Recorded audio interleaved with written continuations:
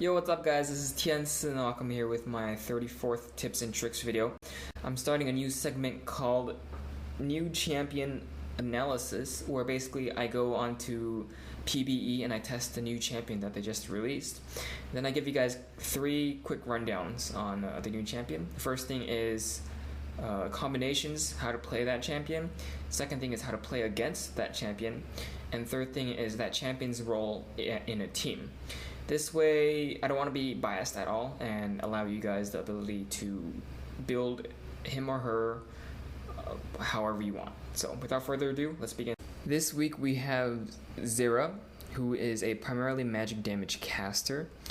Her passive is kind of like a Kog'Maw passive, where if she dies, then she becomes a plant and is able to shoot a straight line nuke down a line. Anyone caught in that line gets hit for true damage. So it's a massive amount of power if you can hit the entire enemy team with your passive once you die.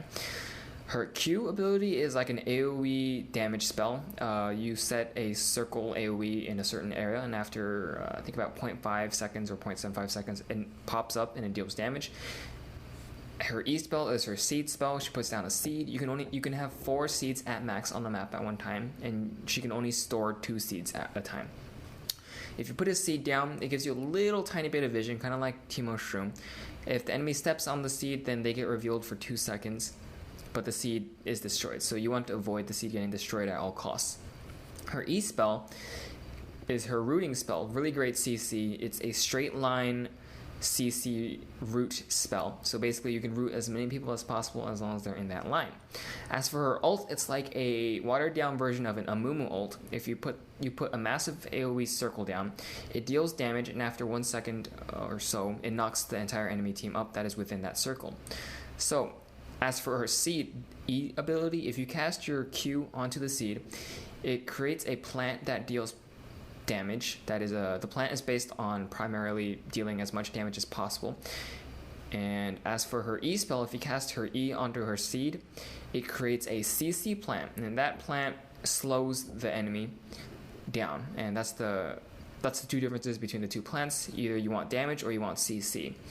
And there's also another thing about the plants I'll explain later. First off, we have Zyra's farming combination, or it can also be a minimal version of her Harass. Her farming combination is really quite simple. You cast E and you cast Q. If you do have enough AP, you can cast E and it will destroy the caster minions just with your E. And you can cast your Q onto the melee minions, since they probably won't die to your E, and that's going to clear an entire wave right there. So her ability to farm is amazing, especially at later games. She can just completely destroy a wave in literally 1 second with her root and her Q. Also, if you don't want to use your seed to harass the enemy, this is also a great way to harass the enemy as well. If you can land an E down, you can make sure that your enemy will not be able to dodge the Q. Since Q has a slight delay, if you cast the root before it, you can avoid having the enemy dodge.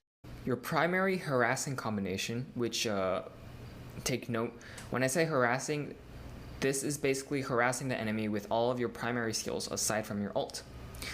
Usually when you use your ult, you're intending to kill the enemy, unless of course your ult has a short CD. But in this case, since Zyra has a really long CD ult and her other spells have pretty quick CD compared to her ult, this is her harassing combination.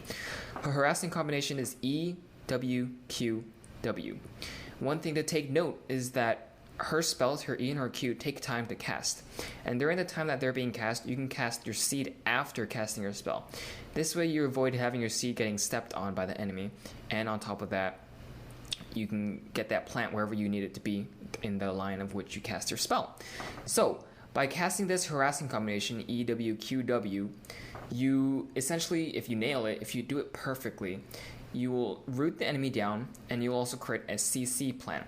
On top of that CC plant, you'll be casting your Q again, and while your enemy is rooted, they will for sure take damage from the Q, and on top of that create a plant that is primarily based on damage. With this, you have created 2 things. You have created a plant that primarily deals damage, and a plant that deals primarily CC in addition to damage. That way, this is the maximum amount of damage you can deal to your enemy with your current setup. Some people would prefer to use 2 Qs at once, having 2 primarily damaged plants at once, but in my personal opinion, being able to slow your enemy and having a damage plant is going to be able to deal more damage than if you don't have any slows on them. So yes.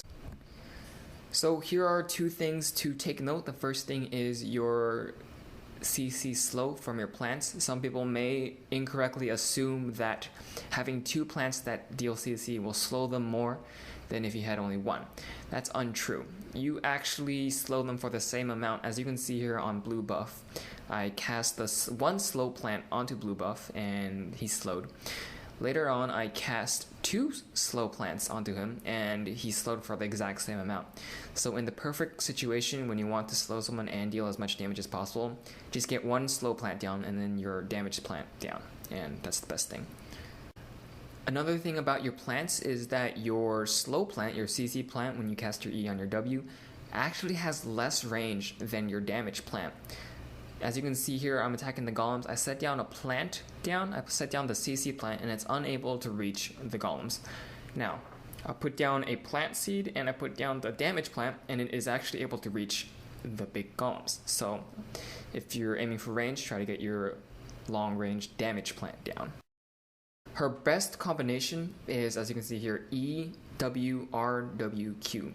Basically, by casting your root first, you ensure that your enemy cannot flash away or dash away from your ult. If your enemy is able to dash away from her ult, then you will not be able to deal as much damage as you can. So of course, start off with your E, get your W off, maybe create another plant, and then your R will go off, and that will automatically deal damage. And by the time your root goes off, your ult should be able to knock them up. So you'll be stunning them for essentially 4 seconds. If you include the root on top of the knock up, around 4 seconds. As soon as you finish casting your ult, you want to cast your last seed and your damage plant spell. And this is going to be the most amount of damage that you can possibly do. Remember that your ult will also increase the attack speed of your plants. So, of course, cast your ult as quickly as possible. I like to smart cast this. That way I can cast every single spell as quickly as possible and deal as much damage in the shortest amount of time. When playing against Zyra, you want to take note of these few things. You can step on her seeds, and that will destroy the seeds. Okay, so that way, if a bad Zyra puts a seed down, you can just step on it and avoid having her create a plant. On top of that, her plants are generally quite weak. They get one shot by turrets, so you can just basic attack them a few times, and they'll just die off. Okay. Another thing is Zyra is a highly skilled champion to play. You have to be really good at throwing skill shots in order to play her, and the fact that she uses skill shot means that she's very, very vulnerable to high mobility champions. Preferably play a champion that has great mobility. If Zyra casts spells, you can immediately get out of the way with your dash spell, whatever you have, and avoid whatever damage she has. For example, if you can dodge her root, then she can't really do anything against you. You'll be too mobile, her Q takes too long to cast, and her ult is also avoidable as well because of its long knock-up timer. So, when playing against Zyra, just try to move around as quickly as possible. Again, if she is able to cast her entire combination down, it doesn't matter. As long as you have flash up or any kind of teleport spell, you can get out of the way. As long as you're outside of the range of her plants, she can't do anything. Also, keep in mind that she's primarily based on her plants. If she doesn't have any plants to help her out, she has to use her E and her Q, which have quite a long CD and, like I said before, are skill shots. So, when playing against her, just try to get as far away from her plants as possible.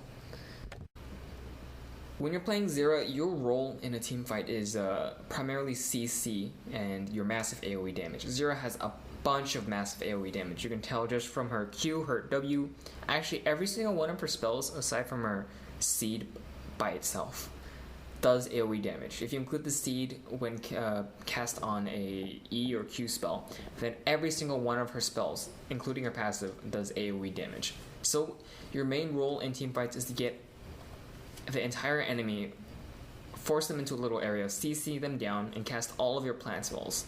And once you cast all of your plant spells, you're done. You're fine. You're free to die, just like Karthus. You can get yourself killed, and while your enemy is CC'd in that little area, you can nail all of them with your true damage passive, which can probably destroy the entire enemy team. So, like I said, your job as in a team is to CC the enemy, catch them out of position, and deal as much AoE damage as possible. It's preferable not to waste all of your spells on one champion, since you're such a great champion. to deal massive AoE damage, you should avoid using all of your AoE on one single target. Kind of like playing a Mumu or any other champion that has that is primarily based on AoE. Again, try not to hit one person, hit as many people as possible. I hope you guys enjoyed that. If you guys want to see more or have any kind of advice for me, please like and subscribe and comment below to my channel. And remember to check out my Facebook, that's where all my updates are. And also subscribe. If you are subscribed, you will be put in a drawing once every month to get $10 in Riot Points. So thanks. Bye.